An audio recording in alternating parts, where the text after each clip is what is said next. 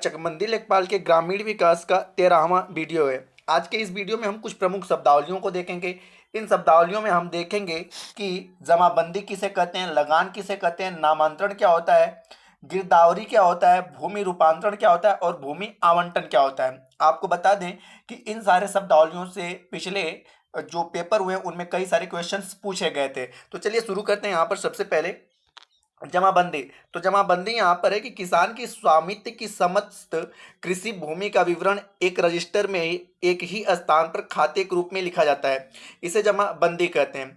तो यहाँ पे आपने पता है कि जैसे आपके पास जितनी पूरी जमीन है, वह जमीन उपजाऊ है, अनुपजाऊ है, वह जमीन किसके नाम पे, उस जमीन का नंबर क्या है, यह सारे प्रकार के डिटेल जो होते हैं जिस रजिस्टर में रखे जाते हैं उसे हम क्या कहते हैं, जमाबंदी कहते हैं।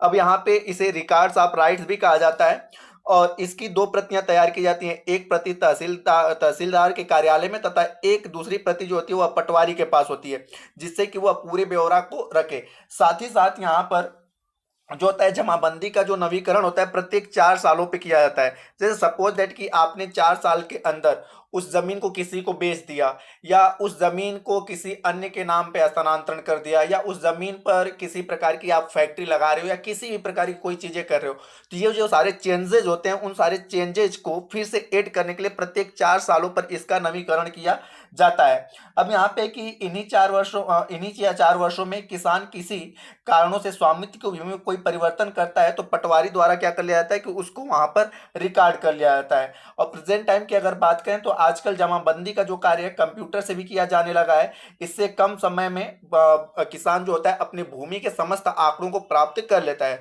तो ओवरऑल जमाबंदी क्या है कि एक प्रकार से आपके पास कुल कितनी जमीन है उन सारी जमीनों का रिकॉर्ड जहां पर मिलता है उसे हम जमाबंदी कहते हैं।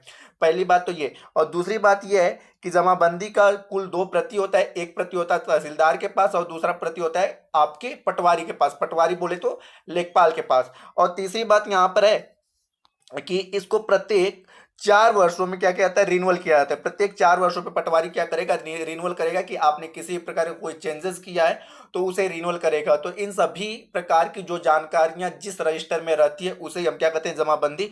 और इसे रिकॉर्ड्स ऑफ राइट्स के नाम से भी जाना जाता है।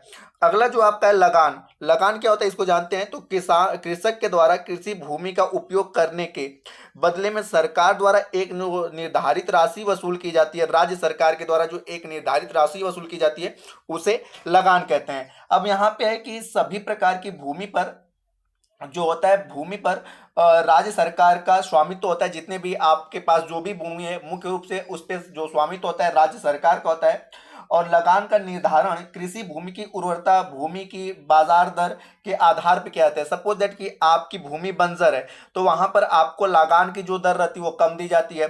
यदि आपकी भूमि की उर्वरता शक्ति बहुत अधिक है तो उसका लगान दर कुछ अलग रहेगा।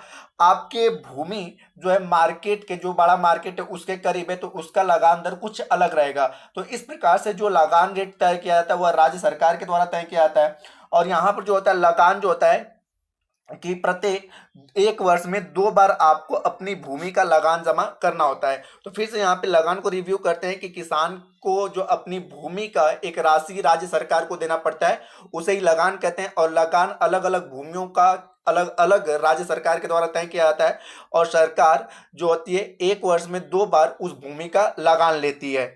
अगला जो आपका शब्दावली है वो है नामांतरण। तो नामांतरण यहाँ पर है कि किसी कृषि भूमि के स्वामित्व में परिवर्तन की प्रक्रिया को हम नामांतरण कहते हैं।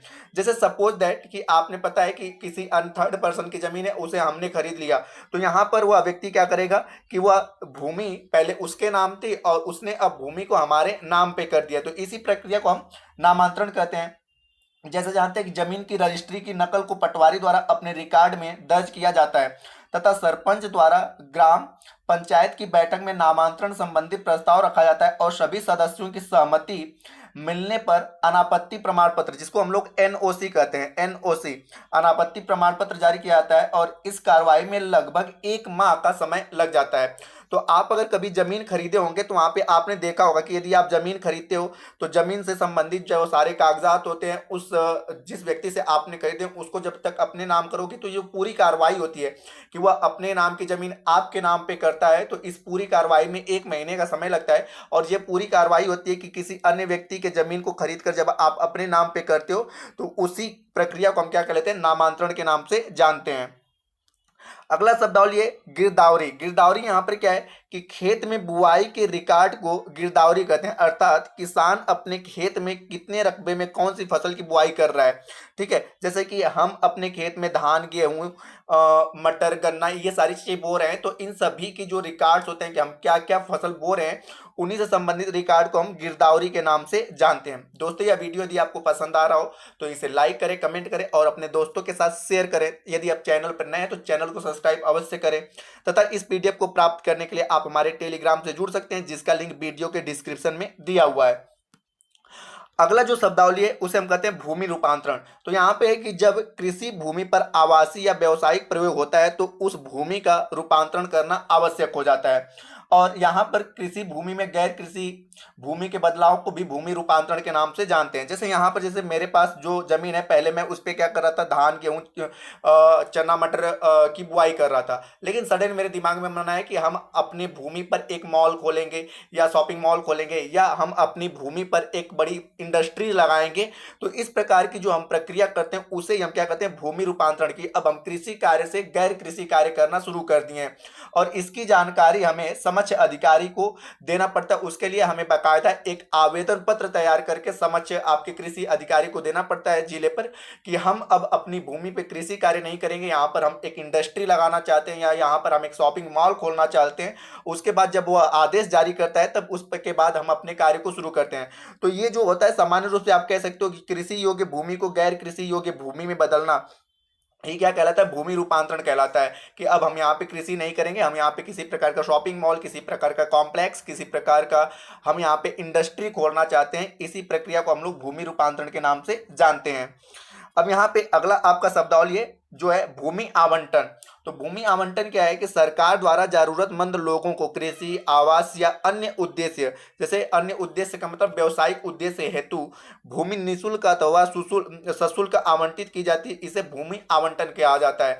आपने पता है बेसिक तौर पे जो पहले हमारे यहाँ भूदान आंदोलन चला था तो वह एक प्रकार से क्या था, भूमि आवंटन था कि वैसे लोग जिनके पास अपनी आजीविका चलाने के लिए कोई चीजें नहीं है तो सरकार क्या करती है, उन लोगों को कुछ भूमि आवंटन करती है।